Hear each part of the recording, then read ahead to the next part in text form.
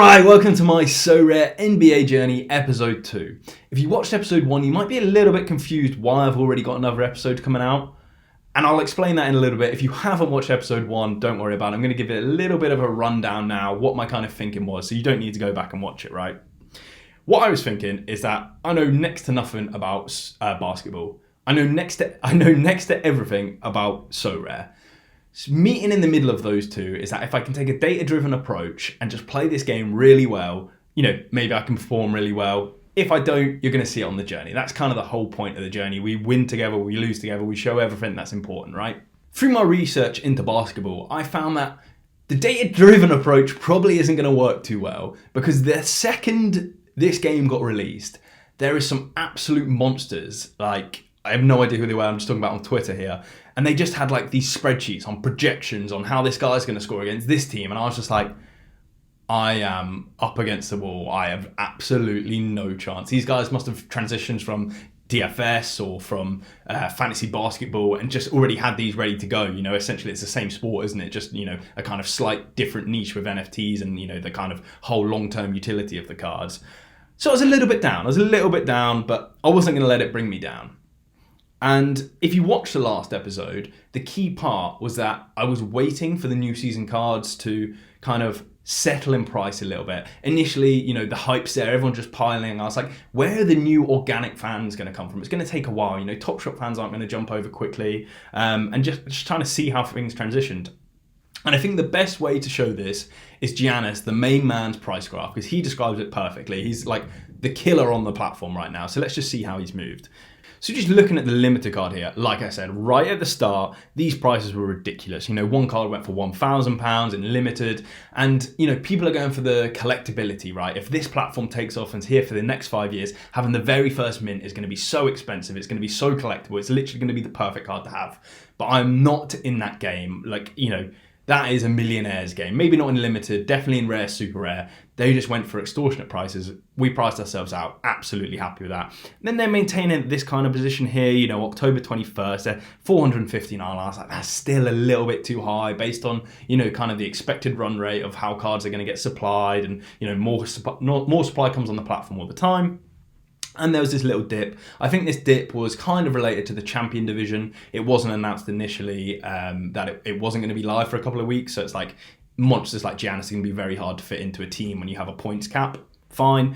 And then we kind of saw the cards trickling down in price. And then we had this second jump kind of on October 27th. And I was like, oh, that's kind of the moment I expected. I started buying very slowly. I started buying cards just fun of it, like with any...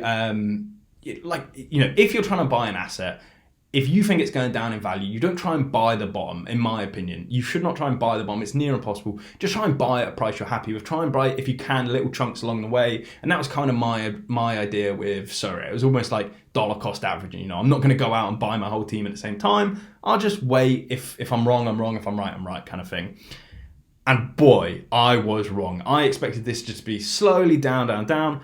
It's almost entirely reversed.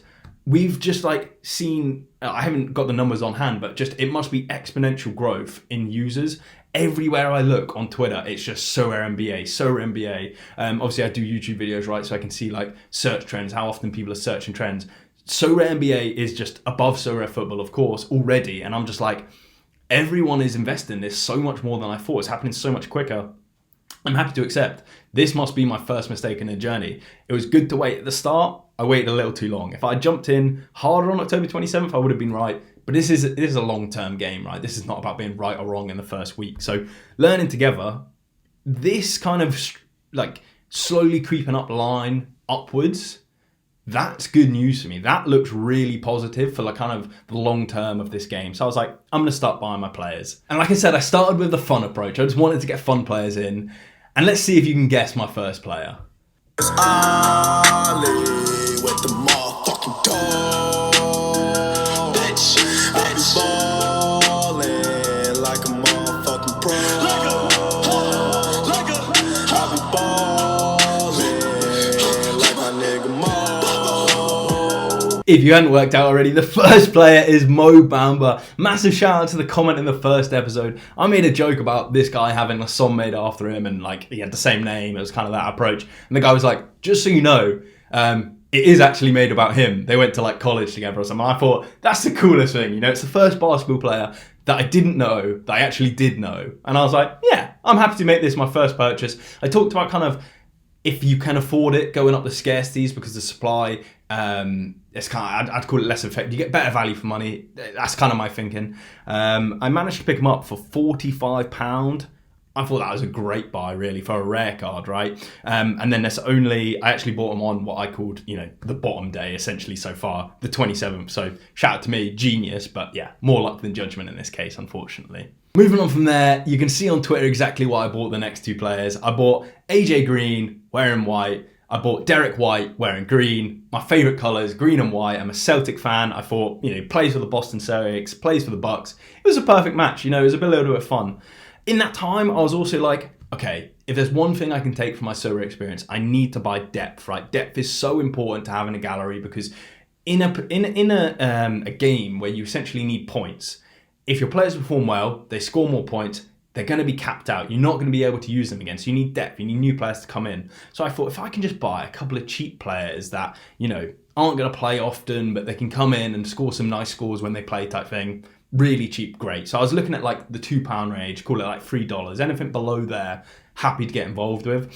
Bought a couple of players, and like AJ Green, I just couldn't put them in lineups. And it turns out they're like reserve players or something. I'm still not entirely sure. I didn't look too far into it. But essentially, I don't think they're going to play many games.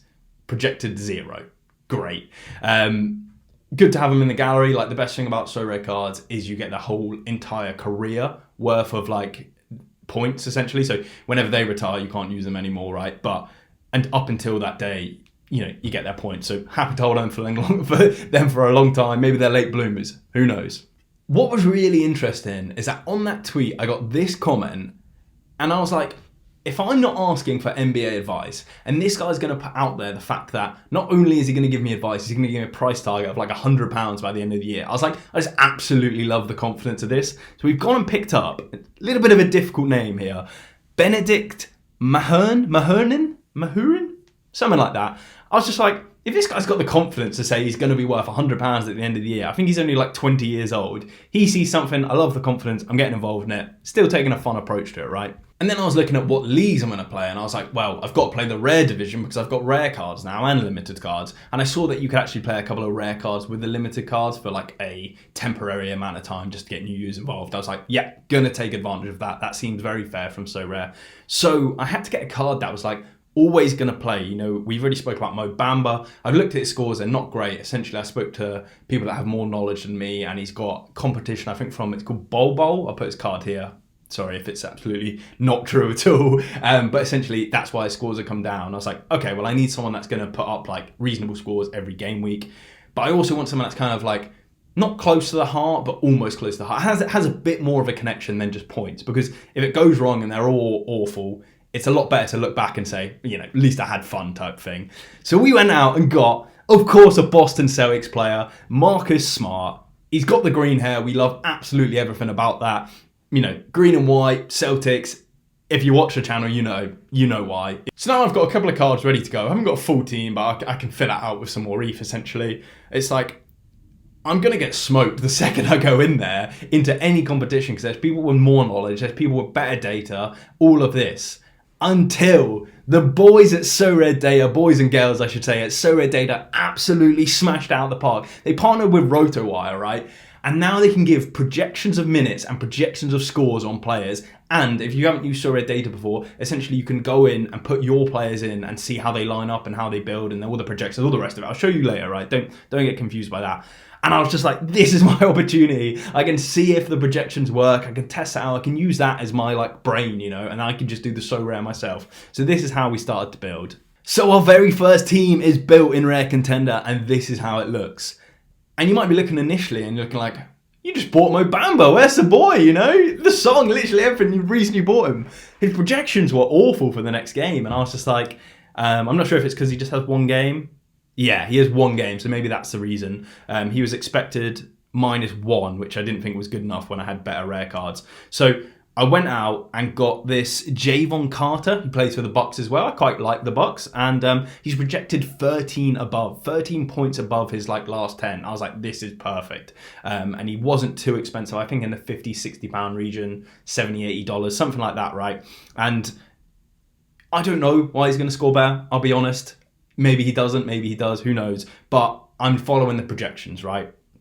So then I've pretty much got the team built out. One player I actually might have forgot to mention here is the second Green card. I got Jeff Green. It was just boring. I need some cards, and I was scrolling through Twitter, and I'm sorry, I don't know whose thread it is. I couldn't find it, but there was this French guy. I had no idea what he was saying because it was in French, obviously. I was just flicking through the cards, seeing them, and then I came to Green. I was like, I've already got a Green. I need another one. Anyone with Green can come on the club, right? And if he thought he was good value, he was quite cheap. I was like, this is the perfect card. Just add him in. And then he's also got not reasonable projections. He's 2 less than his projection, but I didn't care for this price. It allows me to play the game on a budget and just learn, essentially. And then I needed to fill it with a monster because I had enough points to put a monster score in. I think I could have afforded Luka Doncic, which I really want. But he's so expensive, and I know why he's expensive. I'm not calling him overvalued. I was just like, I'm not at the stage with my knowledge of the game where I'm like, let's go get the best 3. Let's go get Giannis, Luka, and Jovic. I think it's Jovic, the last one. But Karl Anthony Towns is a step down from those guys, but still an absolute killer with better projections than his last average score. And on top of that, he was the Sorare ambassador that introduced everyone to Sorare NBA, essentially. What I love most about that was when they asked him about, I think it's a 3-point record, and he was like, yeah, I'm definitely going to take that. There was the confidence of the man. I love that. So he's in, and that's how the team looks. We've still got 2 points in the bank. We've not gone completely optimal, and we've not gone all in on 1 week. We wanted to look like this Sorare thing, right? It's going to go for seasons and seasons and seasons, in my opinion. Don't put everything into 1 week. I've tried and position my gallery a little bit because obviously I want my first week to be successful as much as the rest of you guys do. And I was like, I'll position it a little bit, but I'm not going all in on 1 week. And I think that's a shout I'm quite happy with. So the only thing we had left is that we also have the big man Benedict. I think it's Benedict at least. He's not playing because his projections were really awful. So now I had to go out and fill out a limited team, spend a more ETH. You knew it was going to happen, didn't you? So let's see how the team looks. Right, it is Benedict. Benedict Mathurin starts, right? 4 less than his projections. So I need to make a couple of points up. And I also need a killer. My killer, Jason Tatum. I actually looked up the odds for this of the MVPs, and I was like, I think it was Jovic. No, it wasn't Jovic. It was Doncic and Giannis, first 2. And I expected Jovic to be in there first, second, third easily because of his price. And Jason Tatum was actually there. And a fun fact about Jason Tatum was I almost had his shirt, not a worn shirt, just just a traditional jersey thing, right? Where you buy it online and it's got the name on the back. Because obviously Celtic fan, supporting the Boston Celtics kind of link. And I was like, well, I want a basketball shirt. They're quite cool. Who am I going to get? Research who the best player was at the time, and that was the guy. He's still there a couple of years later, so that's pretty cool. But never got the shirt, so kind of a pointless story. But I was like, this is what's tipped me over the edge on him. I was like, yeah, plays for the Celtics. I know his name. Let's get him in.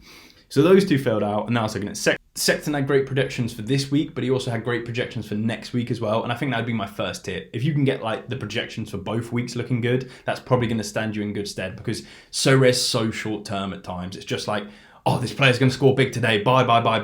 The game week closes. Sell. And it's you're missing the point, lads. You're getting these cards for the rest of their career. Don't overlook at it. So I was like, at least I get 2 game weeks out of them.